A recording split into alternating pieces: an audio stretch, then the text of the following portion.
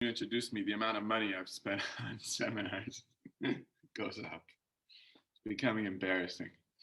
All right. So good morning from New York City, where it's still morning. And yeah, the title of the talk, the talk seems to fit so well with the work you guys are doing in the Power of Action. And you'll see it. Everything I share with you, on one level, you already know it.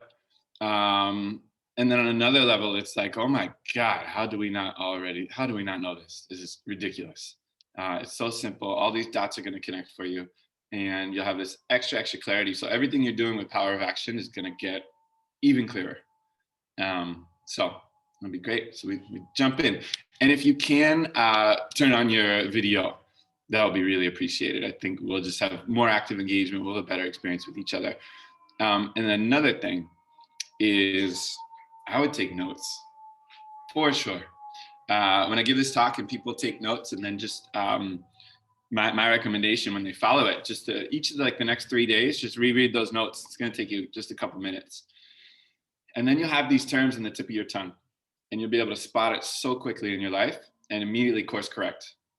And it sounds ridiculous what I'm going to say, but it really is the difference between you being a totally different person and launching yourself onto a totally different life. These distinctions matter that much. And if it's just, oh, I heard that guy once, it was good. If that's it, then we won't be making any difference here. But if you take those notes and just reread them each of the next 3 days, you're going to be shocked how much you see this in your everyday life. And it's going to be wonderful. So let's do it. Yeah, it's the title of the talk and the title of your notes is From Head to Heart. From Head to Heart. And that's going to be the title of my book on this subject. Alex, I realized this week that there's definitely a book coming here and a podcast as well. It would be called From Head to Heart. And I just bought the website yesterday, FromHeadToHeart.us, which is .us, which I really like. I like it better than .com. .us, you'll see why. American. So American? No, I'm joking. Makes sense. Is it just the US, or is it that I find sentimental value in .us? A bit of both. Whatever. I am American, so hopefully you'll still listen. All right, so here goes. Head to heart. So it's basically about 3 major decision-making centers in our bodies. And there are more than that. We'll just highlight these basic 3. And so would anyone like to guess what the 3 places in your body are that, well, let me describe it a little more. It's about where your awareness is in the present moment. And whether you realize it or not, your awareness is somewhere in your body in the moment. And I'll give you an experience real quick. So, right now, if you can probably feel your 1 or 2 feet on the floor, depending on how many are touching the floor right now. You just move it there. It's like, oh yeah, I feel my heel on the ground. And you could probably feel your left elbow if you just choose to move your awareness there. Mine's just hanging out in the air over here. Maybe it's resting on the desk. You could also move your awareness right to the middle of your chest, where your heart is. And it's like, oh, yeah, it's there. I feel it. Okay. So now where your awareness is and what you're putting your attention on, moment to moment to moment to moment to moment through the whole day, this actually changes everything. And you'll see why. So would anyone like to guess some of these 3 main decision-making centers? I'm patient. I will.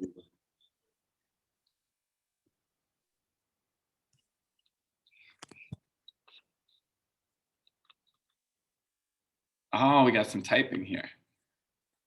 I know how I gotta get this chat going at the same time. I get someone to the top, but I miss everybody's chats. All right. Let's see. Nice. The feet, the stomach. Yep, they're all there. Okay, so it's head. Head is the first. Then I'm gonna share with you. Heart is next. And Baptiste, stomach, gut. Head, heart, gut. Head, heart, gut. And you'll learn today what each of those decision-making centers is about. And a lot of you guys are talking about taking action. And so we'll get there. The gut is about action. The gut is action, basically do it or don't. That Nike slogan, just do it, is it gets people into the gut, and they go take the action that they've been avoiding because they've been in their heads too much. And we'll start out with head today. And I would say, I would love to know, I gotta get back to Europe and spend more time there. I would love to know my sense of where Europeans are on this, but I would say in the US, for sure, what we've been told is the only decision-making center is the head. And everybody's in their heads so much, way too much. So let's get into what the head is about. I'm gonna start typing. Give me 1 second. Let me just adjust these cameras so I can see you all better. Oh, well, let's get to it. All right, so here's what the head is about. Head is about fear, safety, and judgment. Like negative judgment.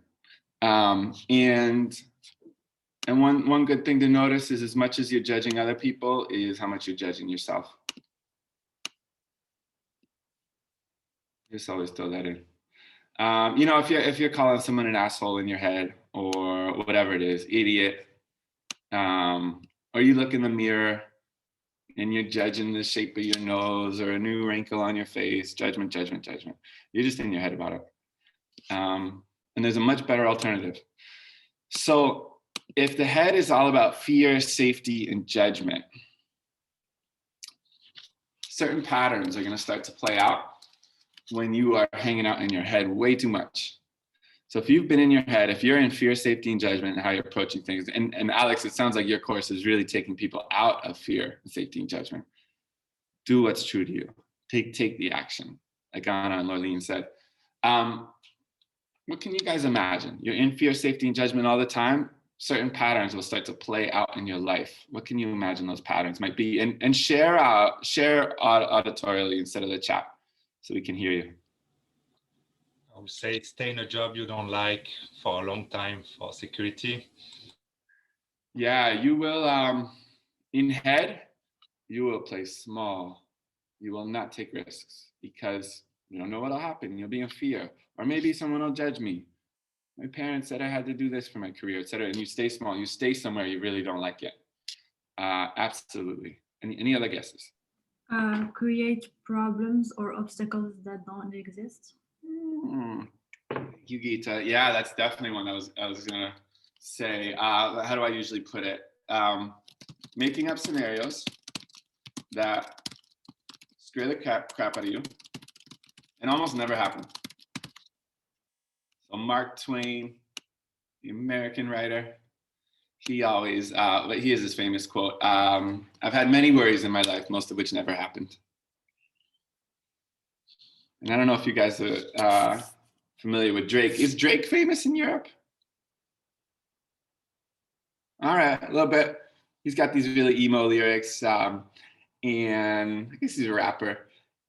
There's this meme I saw on Instagram, and let me find it. But it's basically he's sitting there looking really unhappy, and it says over his head, "Me hurting."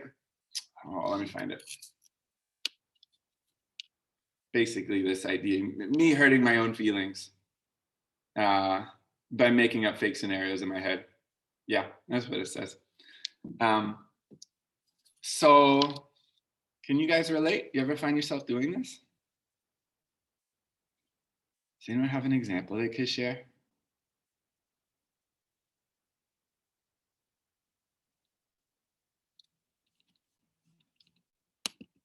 Are you guys being safe, staying in your heads, not taking a risk by sharing?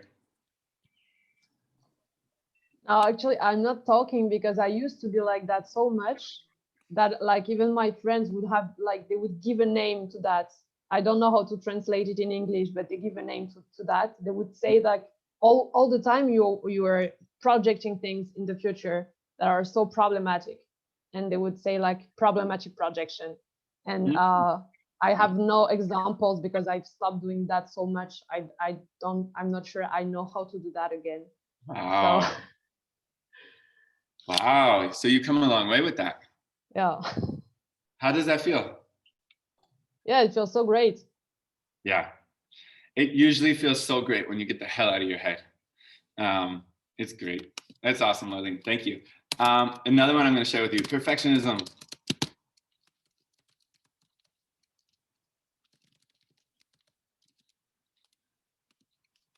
Yeah, perfectionism. I used to have so much perfectionism. So paralyzing.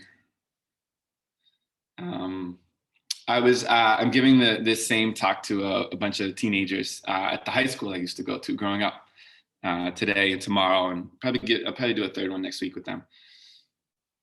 And what I shared with them was, that dynamic, and especially you experience it as kids, where you have a crush on someone, and they usually don't like you back, but then these other people have a crush on you, and you're not interested in them. It's like, what the hell? Why do people have a crush on not like me? And then I have these other people crushing on me, and I'm not even interested in them. So I get this from Alison Armstrong, if you're aware of her stuff, and she makes it so clear. The people you had a crush on, you get all nervous around them. So you go up into your head with fear, safety, and probably a lot of self-judgment. Oh, I'm not good enough for them, whatever it is. And when you're around them, you're trying to look perfect, and you're hoping you don't do something silly so they would judge you. And you're wearing a mask. You're not being yourself around them. They don't like you because they never got to know you. It was never really you who was with them. But the people who have a crush on you, you don't really care that much about them. You're being yourself around them. Of course they like you. They got to know you. And for me growing up, when I would have crushes, I was so perfectionist. I was so afraid that something could go wrong. If I went and talked to them, oh, what if it doesn't work out? I would just never go up to any of them, which was a great recipe for not getting into a relationship with any of them. Because I was so perfectionist about everything. It was so paralyzing. Can you guys relate to falling into perfectionism sometimes on certain things? Hi, Jim. Can I share something? I would be so happy if you shared something. Okay, so I think in my case, the perfectionist was even in my family, like trying to be the perfect daughter, trying to live the life that you think your parents would like of you. So trying to please them, like being a good student, a good daughter, doing everything to please them, but not living your own life. And then when you realize you are completely empty because you are living something that you don't really want. So much. Yeah. Fabiola, where did you grow up? In Mexico. So it's Yeah. like Catholic family, a lot of like social norms and restrictions. So yeah. Is this a Catholic problem? Because I grew up Catholic, and so actually when I worked so unbelievably hard in high school. My parents really wanted me and my brothers to go to a good school and all this stuff. There was a lot of pressure, and I ended up getting into Harvard.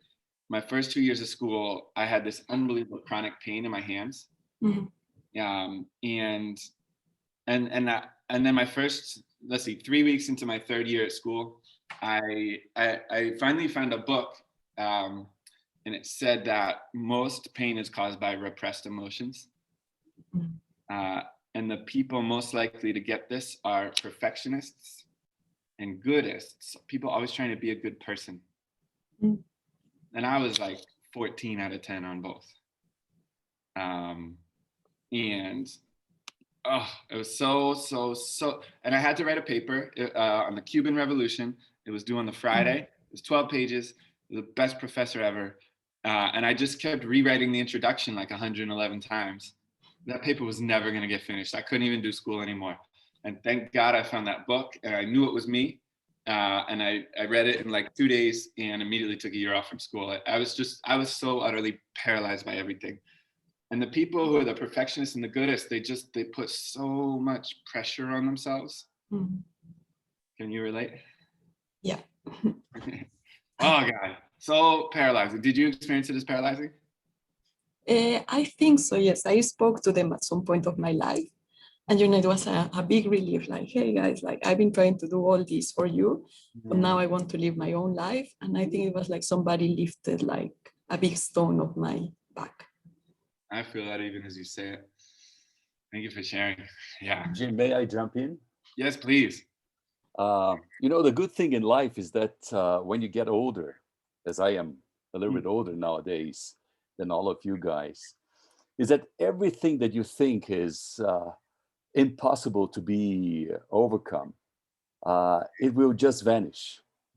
So all these preoccupations, all these scenarios that scare you, all this perfectionism, everything will disappear.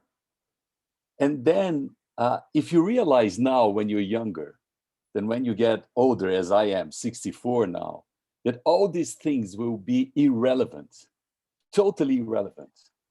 So you can leave them right now, because it's just an imagination. I mean, you're just having a fantasy that these things are very important. Yeah. Because people tell you, because culture tells you, because society tells you, but you have just to realize that they are all wrong. And all these things will just disappear. Now, who is talking? Who is telling you this? A Virgo, perfectionist by nature. Really? And now, if you tell me about perfectionism, I say, what the heck? What for? Mm-hmm. And I'm a Virgo. I'm still a Virgo. I'm still looking for perfection in some ways. Mm-hmm. You see? And especially a Virgo is a guy who's playing a chess game all the time in his life or her life, because he's always looking at what's the next step, what's going to happen, how should I react. But all these things, suddenly they become irrelevant, because then you realize that your life is much easier if you just abandon these fantasies. So just my experience. Oh, I love it. And what's so cool to hear you say it, we can feel your energy as you're saying it. And something to notice about being in the head is it's heavy. When you get in your head, you get heavy. In so many, and Iraj, as you speak, there's such lightness about your energy. It's so magnetic. It's lovely, because we can tell you walk what you just talked. And so you'll also notice when you get in your head too much, just things get heavy. And something that I'll show you today is, in any moment when you just tune in and you're kind of wondering what to do, do I make this comment? Do I not? Do I work? Do I renew my passport today or another day? Whatever the hell it is. In the moment, if it feels a little heavier, then it's the choice from your head. And we'll get to heart. And when whatever feels like the lighter choice, literally, energetically, sensationally feels lighter, is the heart move. And that's actually what's going to be true for you. And you will have a lightness about your being. I should go read that book, The Unbearable Lightness of Being. It probably connects to this. You'll see this everywhere. So I really appreciate that, Iraj. Yeah, and you don't have to go get much older and have life kick your ass 1,000 times. We can just solve this now. And so one last pattern that I'll share with being in your head too much. I want you guys to be able to spot the pattern so you can course correct right away. So making up the scenarios, perfectionism, and then worrying about what people think.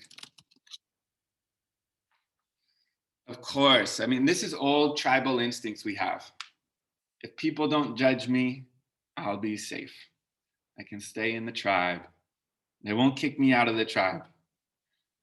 And if they did kick me out of the tribe, who knows? Maybe I get eaten by a leopard, or a rival tribe might come kill me, or I get sick and nobody's going to take care of me.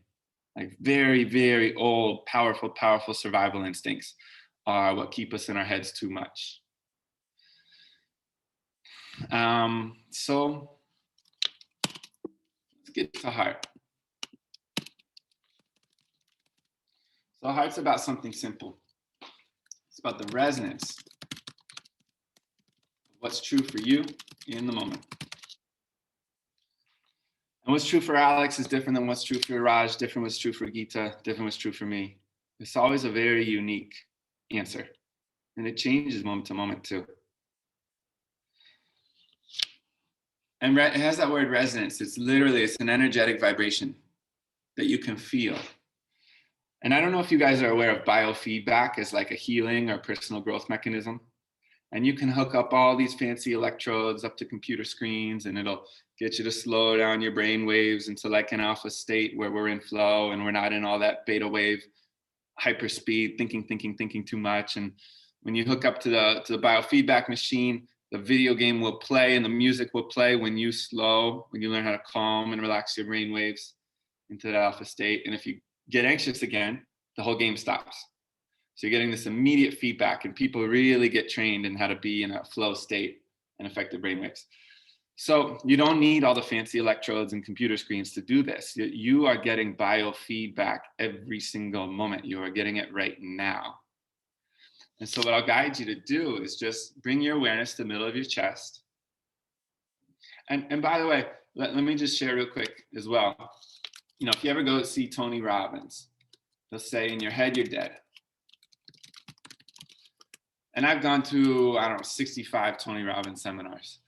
And I see him, he's always calling people out. He say, you're in your head.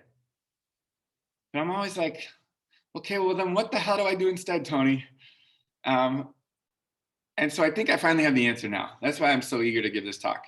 All you do is you just move your awareness to the middle of your chest, where your heart happens to be. And you're listening for one of two sensations. It's very binary. It's like the ones and zeros that run a computer. We have the same ones and zeros running us. Sometimes maybe we were aware of it, but most people are not too aware of this yet. So ones and zeros, you're listening to one of two sensations right in the middle of your chest. One type of sensation tells you, yes, this is true for you. Anyone want to guess what that sensation is like?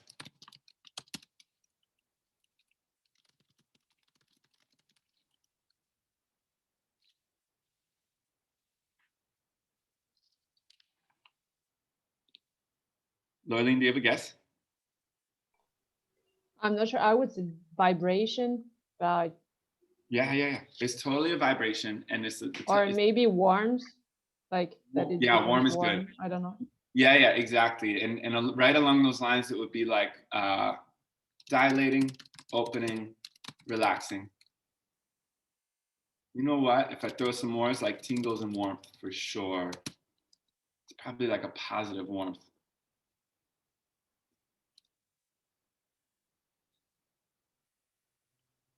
Warm. Lorleen, I'm gonna take the warmth off just because I think that could be like a nervous negative warmth, and someday I'm gonna be able to speak to this much better. But there is a warmth that is totally a yes. It's like a calm, relaxed warmth. So dilating, opening, relaxing. We see this all over the body. When you look at someone you love, your pupils will open and dilate through no conscious control of ours. When somebody you like walks in the room, you will instinctively make eye contact, you'll look them in the eyes and you'll smile. And your body language will open too. And you'll get bigger, more open. It's really interesting. When we are in heart, we step into the bigness of how big we actually are. Maybe we'll talk about that this time or next time, but there's, so good. There's a lot there. And if we don't like the person when they walk in the room, we might just give a little glance. We probably won't look in their face too long. Good chance we won't look in their eyes, and we're certainly not going to smile. And our body language will start to close. When something you like, it excites you, your blood vessels will dilate and open, et cetera, et cetera, et cetera. By the way, on Zoom calls, it can be pretty interesting. Just start to notice if when the call starts, do they look up and do they smile at you? And if they don't, they might not like you. And I work with students all the time, and especially early when I'm first starting to work with them. I noticed this, and it's really interesting. When they've worked with me for longer, the odds that they look up and they smile when the call starts, much higher. But when you first learn this, it's like, oh God, I'm learning way too much here. If they don't look up and smile, they don't like you yet. You are not resonating for them as a yes. So anyway, and do any of you guys know the American singer Jewel? She was like really big in the 90s.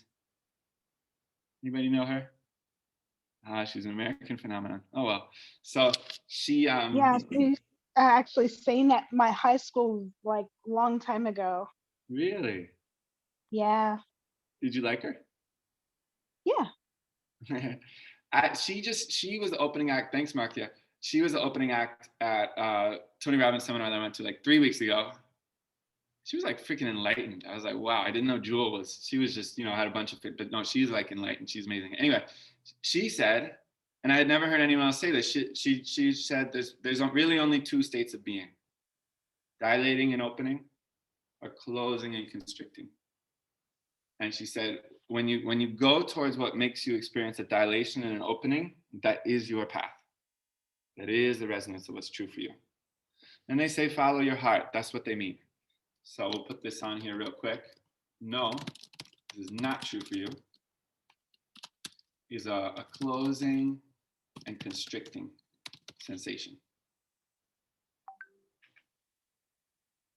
So I'll give you a quick experience. Imagine right after this call, you get to do like, your favorite thing, the thing you most just want to do, whatever it could be.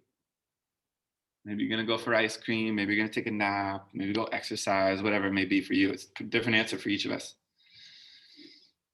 So just take a moment and just bring your awareness to your chest. As you imagine going to do that, you might start to pick up that subtle sensation of like, opening, relaxing. And then imagine having to do the worst freaking thing after this call. God knows what it may be for you. Again, it's probably a different answer for each of us. And if you just tune in with the middle of your chest to having to do that thing, you might experience a little bit of that closing, constricting sensation. Don't worry, Alex. I won't ask you what the scenarios were, but were you able to feel a difference? Yeah? Cool. So this biofeedback, it is always available for you. And what's really interesting is if you go look at the Torah, the Bible, the Quran, these major spiritual texts, they're not talking about the head. They're always talking about the heart. And something with when you start to follow heart's path for you, it's requiring a lot of faith and trust. Heart will often guide you.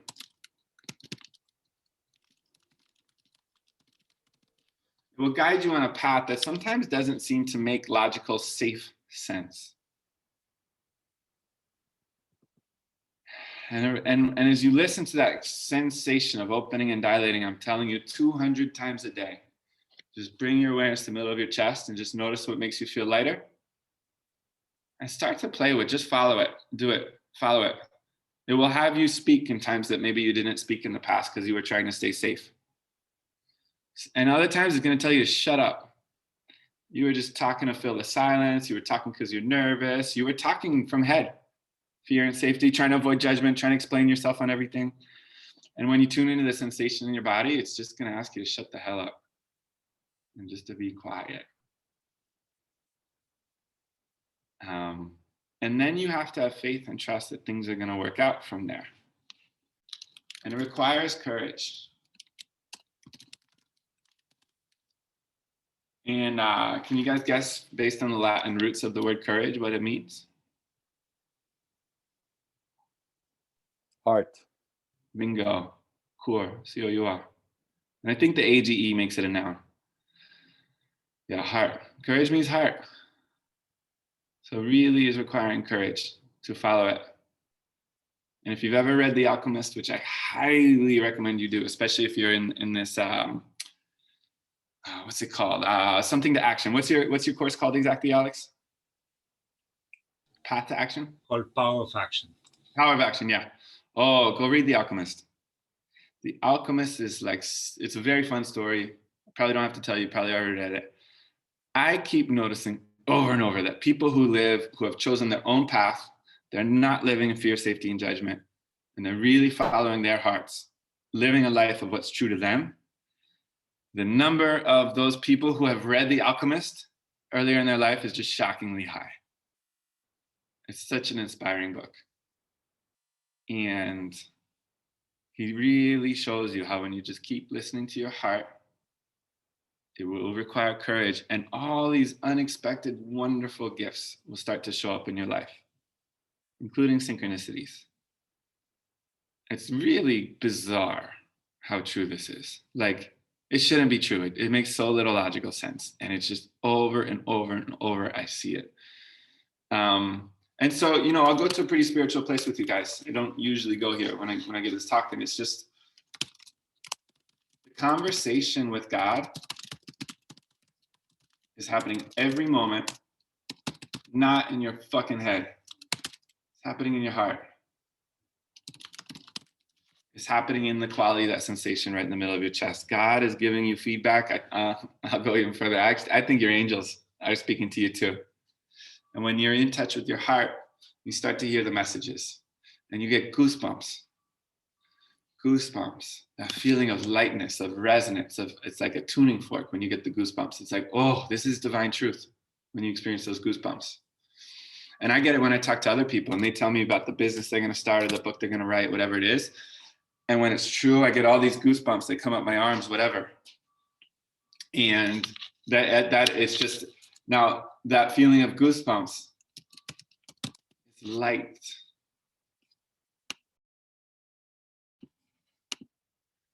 And so, you know, we can talk about those two sensations, relaxing, opening, and dilating, but it's also just whatever feels lighter. And you'll look at photos and you'll notice photos and you'll notice the different energy that you have in different photos and how attractive you look in different photos. And when you're in your heart, you are a light. Your energy is light. Your posture is higher. The expression coming through your face is different. It's magnetic. It's charismatic. These are your most attractive photos. I guarantee it. And it's kind of fun. I'll go into restaurants now sometimes and I'll just look at everyone and I'll just kind of notice, oh, they're like a 4 out of 10 in their heart right now. You can just see it in an instant. They're like 7 out of 10 in their heart, just based on the lightness of their being and the expression on their face. You can see, I think the place in the up here that shows your heart is your eyes.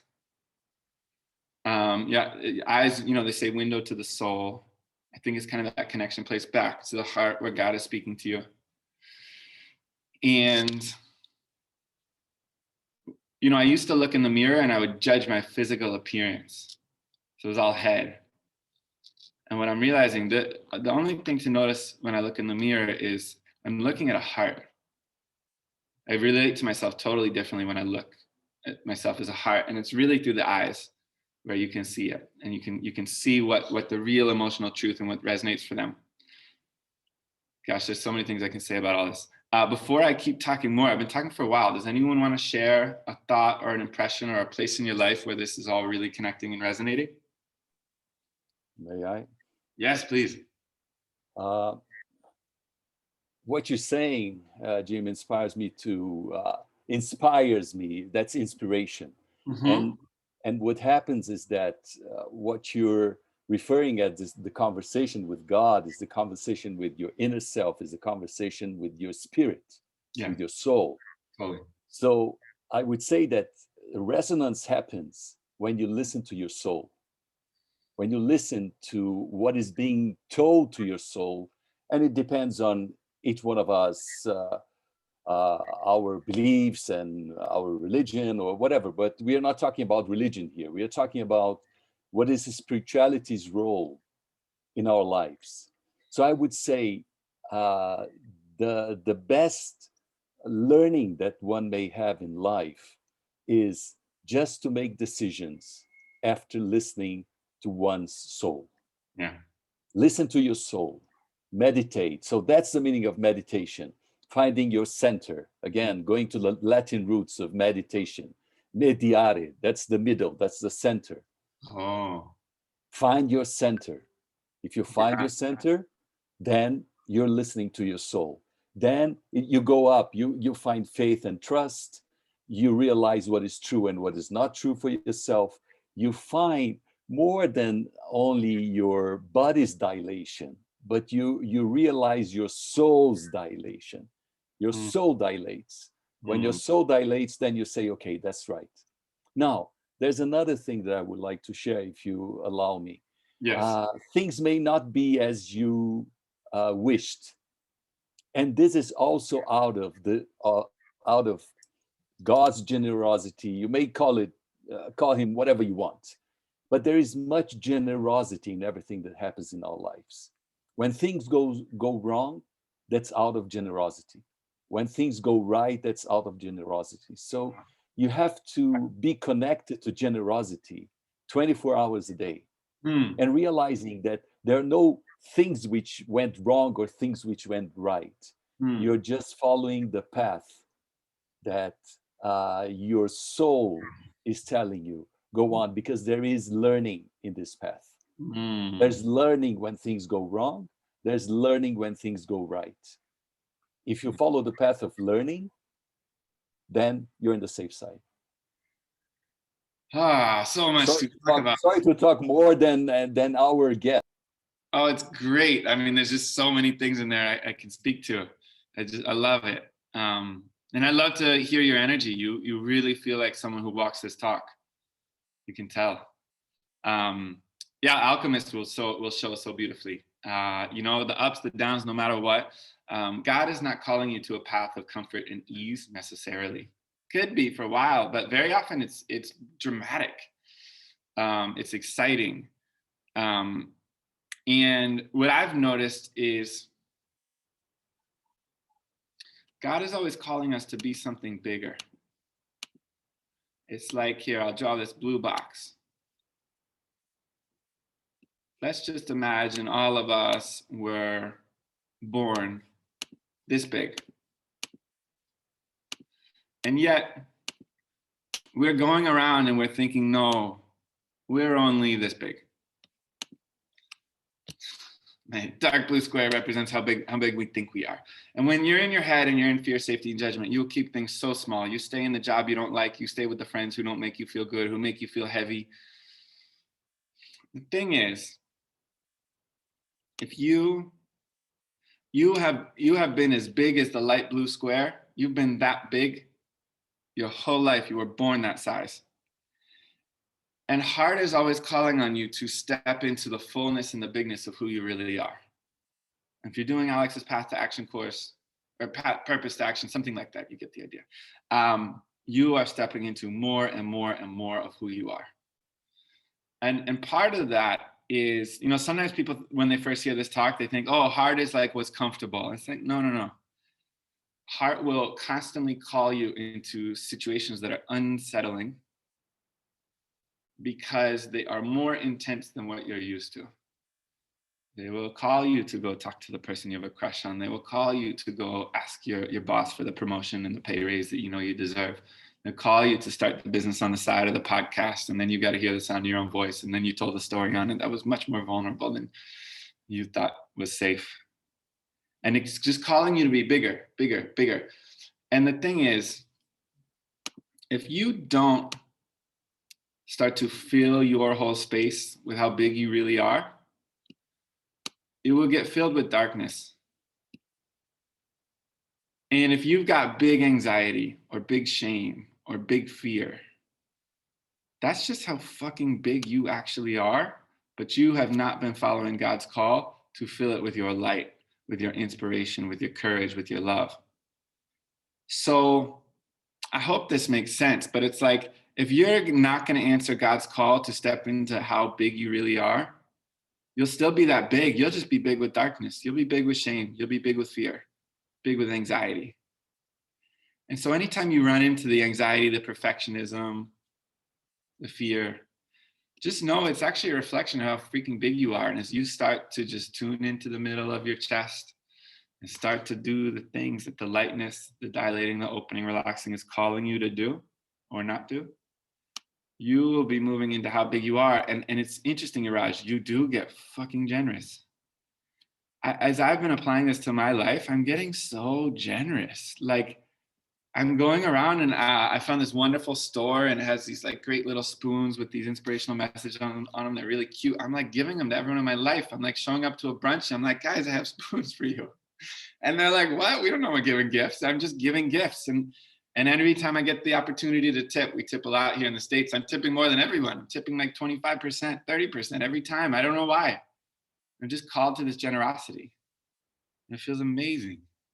And I'm taking on more students to tutor for free who come from families who can't teach. I used to be more concerned if I'm making enough money. I'm not even worried anymore. It's really interesting how as you hear heart's call, you move into something bigger, bigger, bigger, way bigger than you thought you were supposed to be. And yeah, I suppose you get generous. And a guy who I was talking to about this, you know, he used the metaphor, Iraj, of the apple tree. And he said, you know, the apple is not sparing and choosing in who it gives its apples to. It's just, it produces the apples. It's there for anyone and all. It's a pretty lovely way to be. So yeah, I appreciate your share. Well, we have 6 minutes. Let's see what we can do here. I'll tell you about the gut real quick. I told you before, gut's about action. Do it or don't. And I'll share something, I'm gonna connect heart and gut here. And you don't have to get in your head about like, oh, do I listen to my head? Do I listen to my gut? Like heart and gut, they are super freaking linked up down there. If you're listening to your stomach or your chest, honestly, you're getting the messages from both. Sometimes people are afraid of heart, probably not this group, but sometimes people are wary of the word heart because it sounds like this touchy-feely emotional thing. And it's like, oh, I just follow my emotions. Not necessarily. Sometimes what resonates as true for you is pure logic. Since December, I've been geeking out incredibly hard on Bitcoin. And I listen to all the podcasts. I'm so fascinated by it. And to me, it's just this incredibly logical proposition that really resonates for me. This is not a touchy-feely thing. Bitcoin for me as an investment totally resonates. It's true. I put a shocking percentage of my money into it, but it just feels very guided and very resonant for me. And this is it's just all logic. You know, the US printed 25% of its money supply last year and the value of the dollars are going down. And I could give you all these facts, but it's just logically resonant for me. So following your heart or your chest is not always some emotional proposition. And anyway, I was at a Tony Robbins seminar a few weeks ago, and Tony was sharing all about asset allocation and diversify your risk. And then we went into the group afterwards, and I was like, guys, I'm about to break all of Tony's rules. I'm basically going 100% into Bitcoin. And the trainer tried to talk me out of it. And he told me, he's like, you know, Jim, back in 2006, I invested in a real estate deal. And in 2008 financial crisis hit, it totally wiped him out. He said, I lost a decade of my life financially. And I checked in with him later. I was like, Mike, you know, back in 2006, did you have the clarity you do now about hearing, you know, your head versus your heart on your big decisions? And he said, you know what? He said, right before I pulled the trigger on that deal and went into it, he said, my gut told me not to. He definitely experienced that constricting and tightening in his stomach. And then he got on the phone with his friends who were going in, and they kind of logicked him back into it. And I kind of realized, like, as I've been checking with my heart and gut around Bitcoin and what I do with my money, it's just felt so clear and so guided. And actually the synchronicities have been completely absurd around all my decisions. It's like the universe. I'll give you a quick story. If you guys are familiar with synchronicities, you guys know what I'm talking about with synchronicities? Yeah. Just surprising coincidences. And it's almost like the universe put them together. And Paulo Coelho will tell you, this is how the universe tells you, great job, you are following your heart. Keep doing it. And I'm just walking along, and I'm debating. What I was debating was taking out a loan so I could invest in Bitcoin. And it felt very guided. It was like, oh, this seems crazy. Head would never fucking do this. And one of the crypto exchanges I often use is called Gemini. And I'm just walking down the street, and I just look up in the bodega here in New York City. It's called Gemini. And it's like right while I'm considering this, I'm like, oh, okay. And I go back, and I'm just thinking, I'll walk another couple of blocks, and I just happen to look up at the next bodega, and it says profit. I was like, okay, I got it, universe. This is insane, but fine, I got it. And so, you know, I probably have 20 stories like this. But the real point of the story is when Mike was doing this real estate deal, his gut very clearly told him, no, don't do this. And all you're doing, you're tuning in each moment and listening for the dilating and opening, or closing and constricting. And when you keep following this train of openings and dilations, the universe starts showing up with crazy coincidences. It's insane. It's so lovely and wonderful when you're aware of it. I'll share this last point. The ancient Egyptians, who, you know, incredible society. They were around for thousands of years.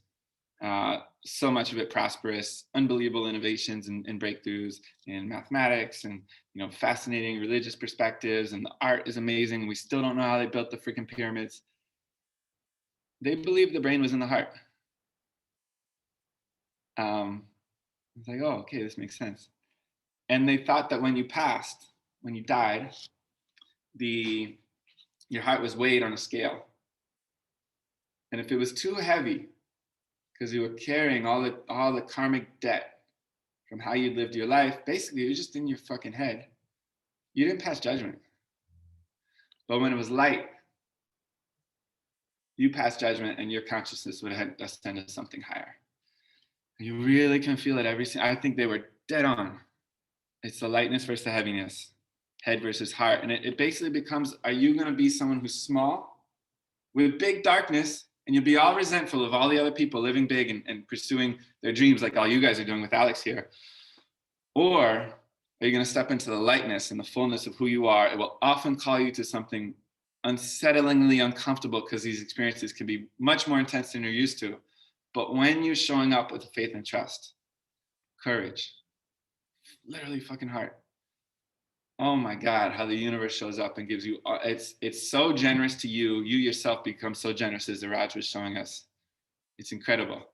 I could talk about this forever. I have so many things I want to say, but it is, the hour has closed. Alex, should we end it, or should we leave it open if anyone has a burning share they want to make? We definitely open it to a few questions. I have a few questions, so I will make you stay a bit more just to answer at least one of these questions I have. But before people ask questions, can you just say, Jim, we're going to invite them to a second part. Can you just say what's going to happen in the next part? We're going to invite them. Yeah, after this talk, I'm going to sit down and realize all the things I didn't get to tell you about yet, and then I'm going to tell you about them next time. And it will take it all deeper. And one thing I'll say real quick, I want you to reread the notes from today, because I want you to know head is fear, safety, judgment. I want you to know the patterns, perfectionism, making up scenarios, worrying about what people think, because so you can spot it so quickly. Because when you have a word for something, you can notice it. Your detection system is very sensitized, and you catch it right away, and you course correct. You move your awareness back to your chest. And when I was in high school and college, and I was so crazily in my head, I had no words for this. I didn't have the awareness. So I just got swept 5,000 miles out to sea into perfectionism and anxiety, etc. I didn't have the word to label it, so I could have traction around it and then course correct. And the more these terms are at the tip of your tongue, you spot it and you make the course correction right away. You literally will go from a life of fear, safety, and judgment, playing small, to one of living what's true for you and taking fucking action on it, because that's heart and gut.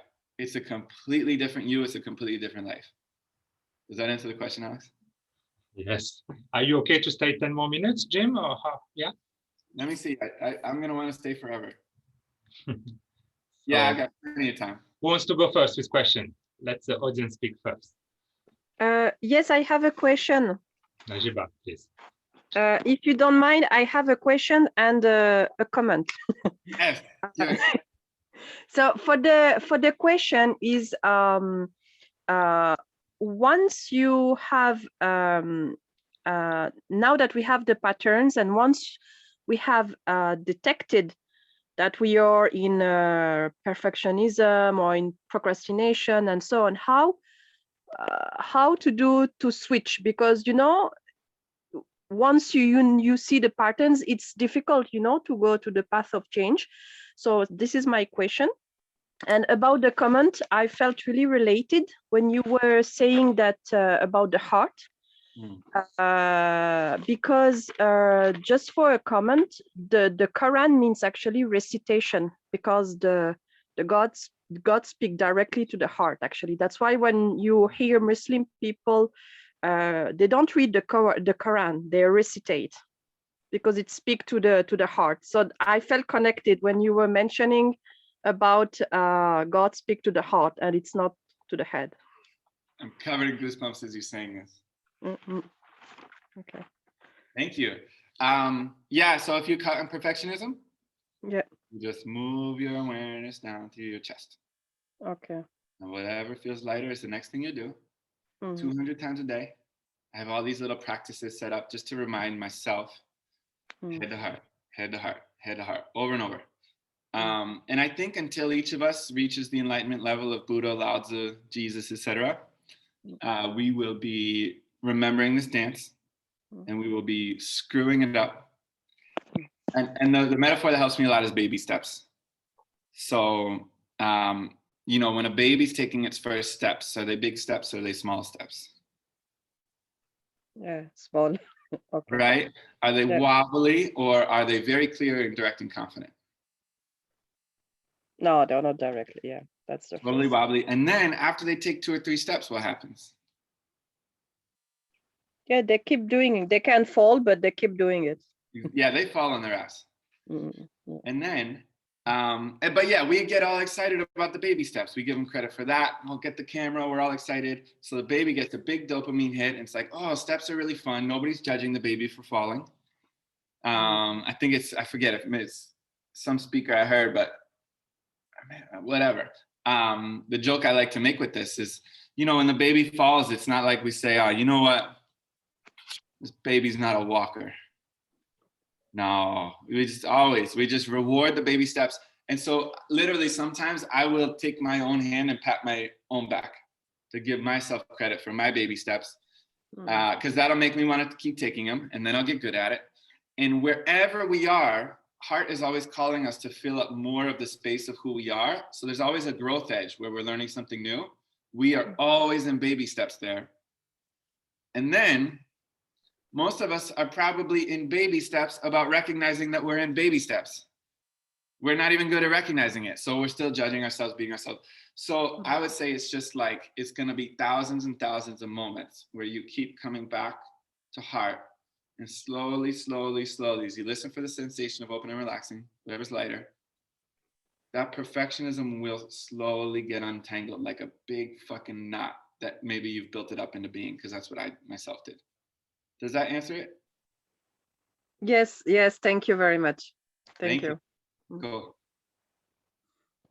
We have time like for 2 questions. Who wants to go next?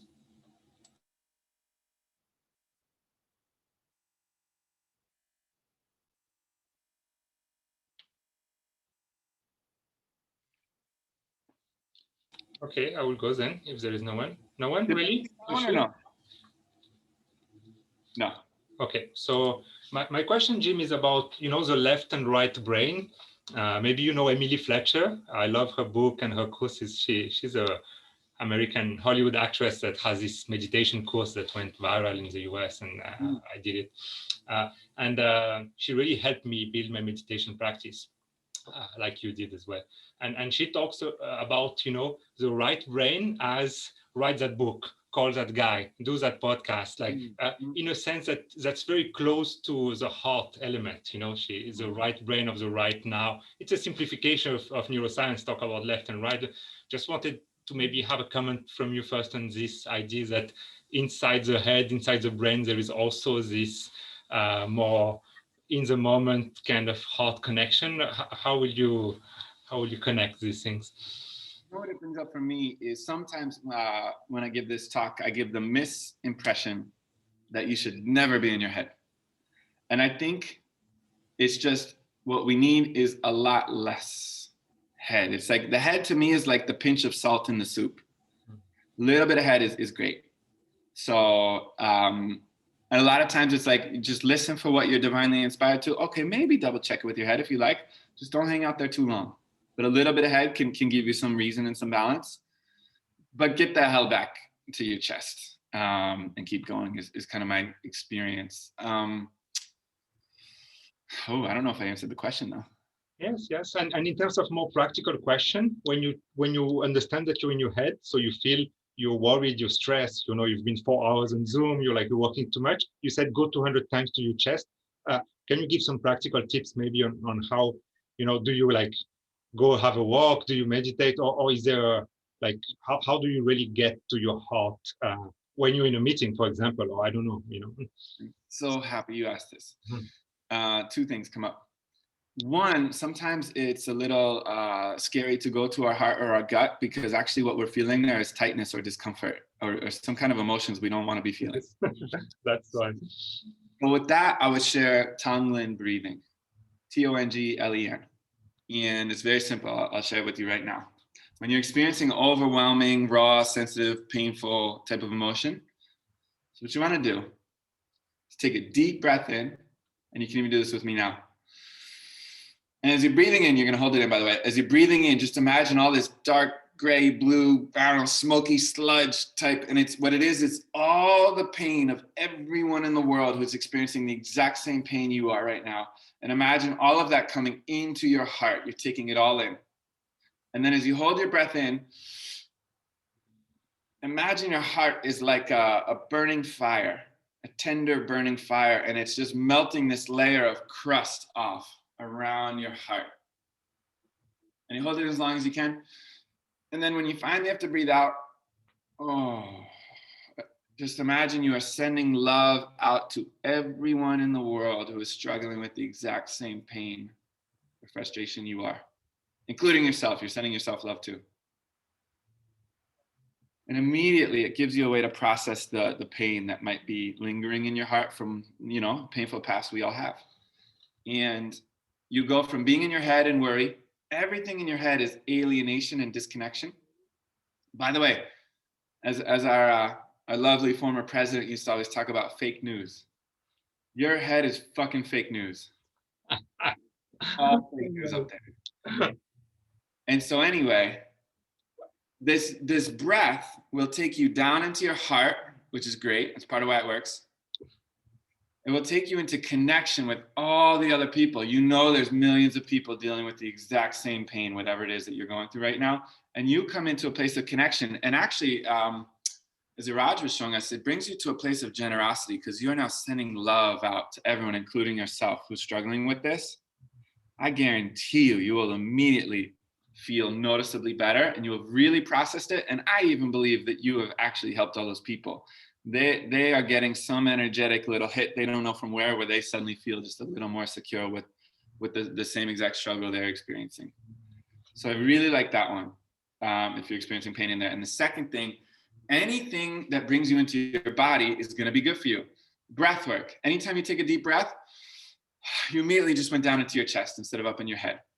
Mindfulness, you're bringing your awareness into your body, body scans or whatever. You go exercise, play sports, whatever, do yoga, you're getting into your body.